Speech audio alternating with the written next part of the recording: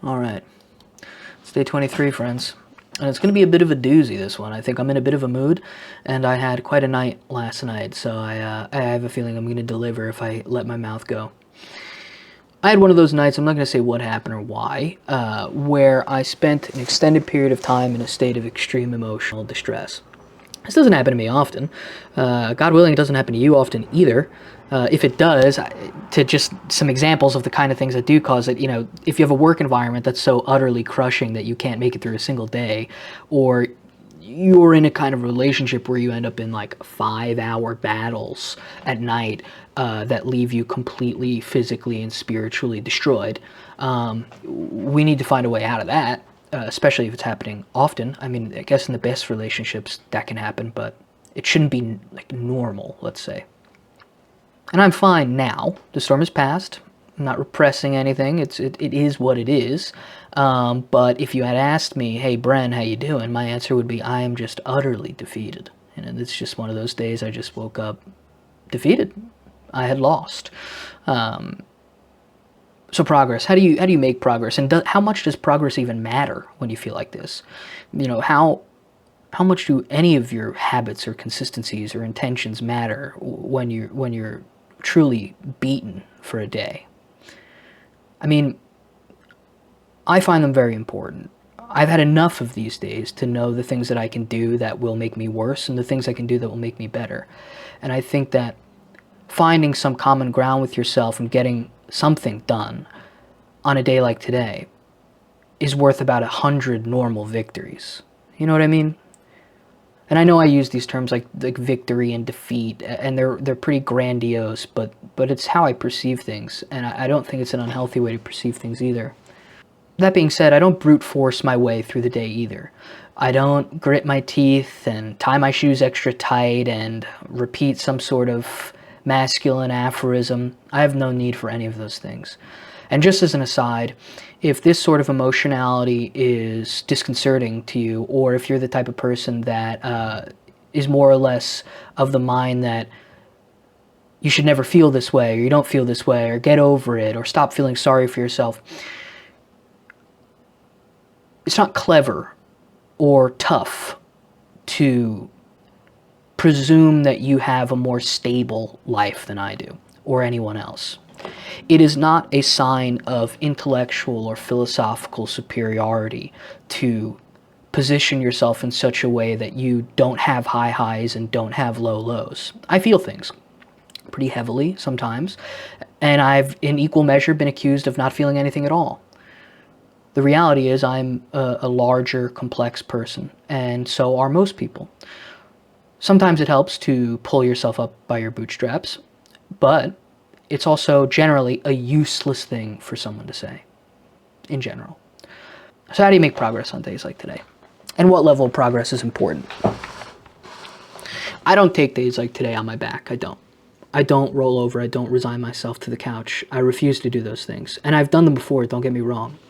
I've spent months resigned to the couch. I've blinked my eyes and a year has gone by in resignation on the couch. I think it's easy to justify giving up by rationalizing it under something as nebulous as mental health. And writing off an entire day at the drop of a hat and spinning that rationalization wheel in an attempt to cover your emotional tracks. I don't think those things are helpful. They've never been helpful to me. There are repercussions to doing nothing. There are personal, intimate repercussions to doing nothing, and there are larger, more general repercussions to doing nothing. So what do I do to get myself out of these things or to make some sort of movement in a day like today? I, first of all, set the bar lower than usual. Very, very low. Every day I have a plan. Outside of my day job, which is just something that's in the way. Every day I have a plan. It's an incredibly simple plan. At the minimum, my baseline is I eat the amount of calories I said I would eat, I rest or I lift, I write for 60 minutes, and I read for 30 minutes. And now I make these videos. For the record, writing for 60 minutes and reading for 30 minutes is not only very easy, but entirely inadequate. I can, just on the record again, I can write for 6 hours straight. I can read for an entire day. And even that sometimes is not enough. But we're talking about a baseline, something that you set for yourself. Setting this kind of baseline and adhering to it is what I believe to be a healthier or more appropriate way of building self-love, and through self-love, character. Pleasure is not self-love. The drug-like effect of giving in and capitulating and laying down on your couch is not self-love, in my opinion. And again, I know a lot of these things are contradictory to certain beliefs and certain things you hear, and my advice to you would be to resist lashing out against people that you disagree with. I have strong convictions and passionate beliefs, but I have no issue with people that disagree with me. So it's okay. We can disagree. But this is what I think is best. So I set this baseline and I stick incredibly close to it, as best I can.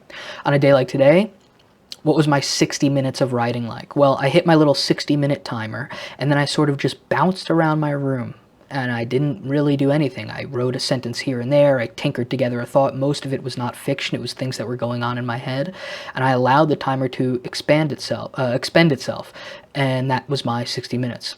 Realistically, did I do something? Yes. Yes, I did. I did do something. I did a lot more than nothing.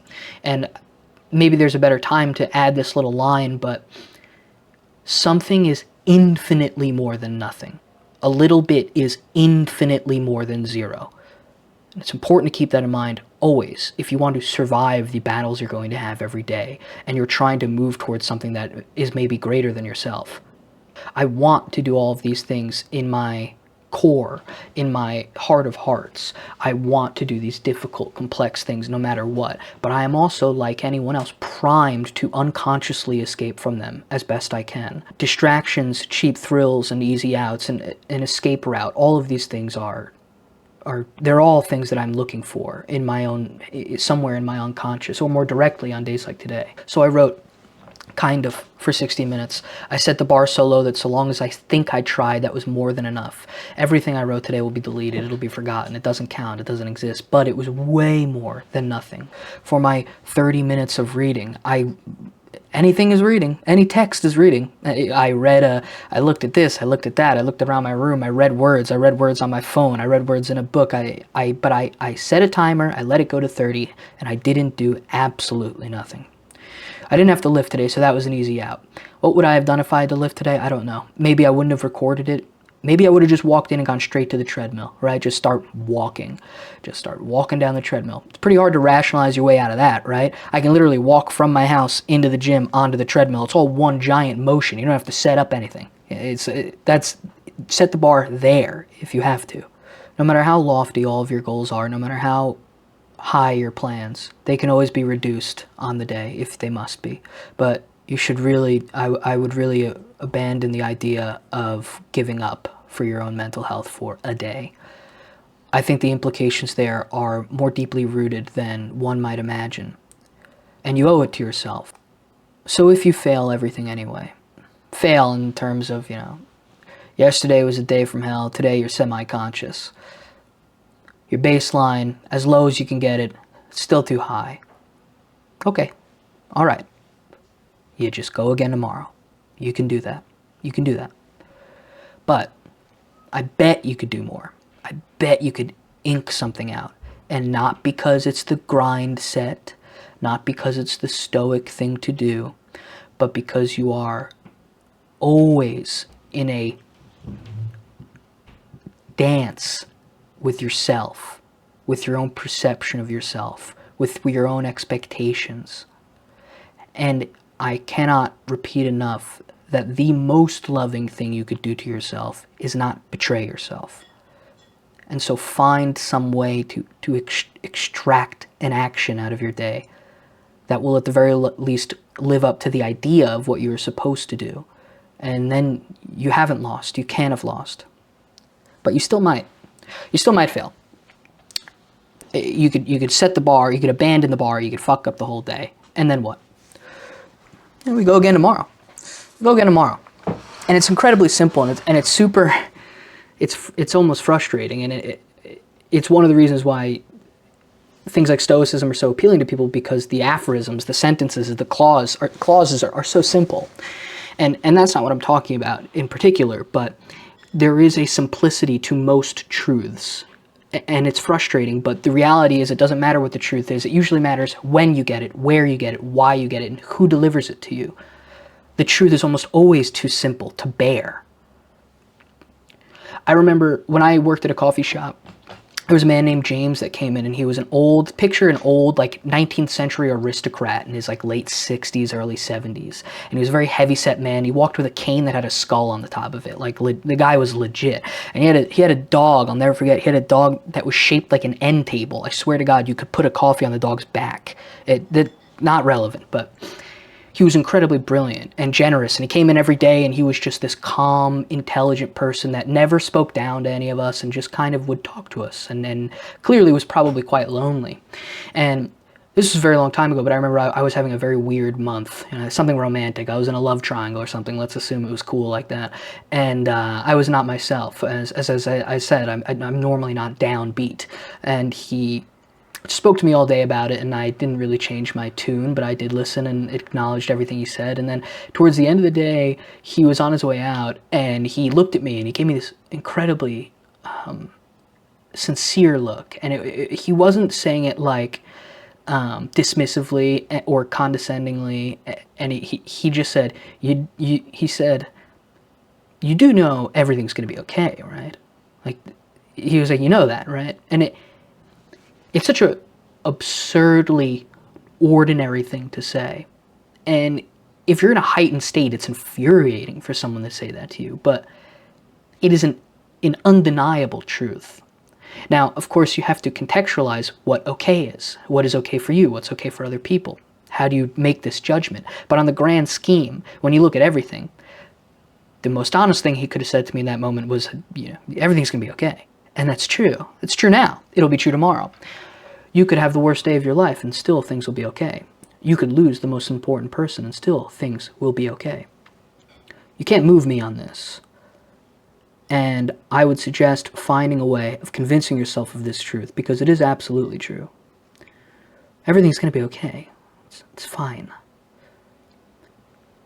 You will make the choice to find what you want in life, or you will make the choice to decide what you want is not here. And it is up to you in the end, as infuriating and unfair as that can be. Because if it's up to you and up to me, maybe what's up to me is different than what's up to you, if that makes any sense. It's not easy for everyone. It's not a flat game. It's not exact. We don't all start in the same place. We don't all have the same brains. But the truth remains. These are universal truths. This is from the core of matter. Everything's going to be fine. That's all I got today. So my advice to you, my advice to anyone, is only the advice I give myself. And that's to live and to die like Zorba the Greek. Read the book. Read a book. Live as vitally as you can. Accept all things. Die in your mid-hundreds, 150 years old, grabbing onto the windowsill, screaming into the sun, thinking about how much more you have left to say. That's the goal. Tomorrow, right? Day 23.